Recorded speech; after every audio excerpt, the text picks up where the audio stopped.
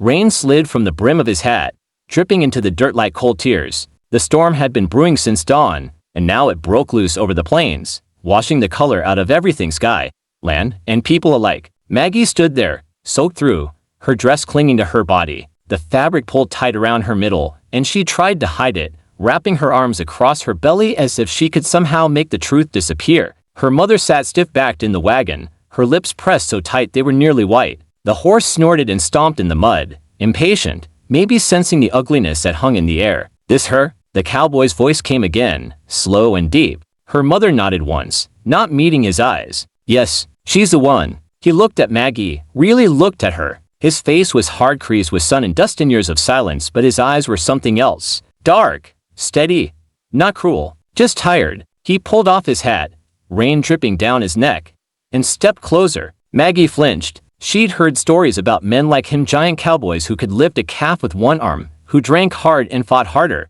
But there was no meanness in his movement, only a kind of quiet caution. Her mother, on the other hand, couldn't keep still. "She brought disgrace on my house," she said, voice trembling not from sorrow, but fury. "The whole town's been whispering. You understand what that does to a woman's name? The cowboy's Joe worked. And you're sure about this?"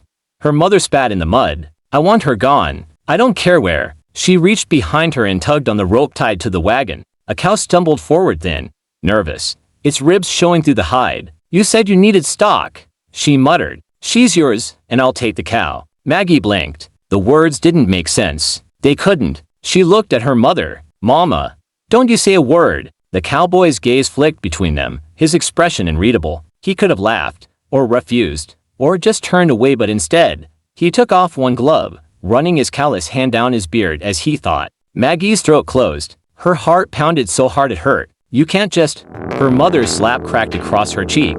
"Hot even in the freezing rain." "Quiet. You made your bed, Maggie. Now you lie in it." Maggie stumbled back, her hand flying to her face. She wanted to scream, but the sound wouldn't come. The rain swallowed her voice before it could reach the air. The cowboy looked at her mother again, and for the first time, his voice carried something like disgust. "You're trading your daughter for a cow."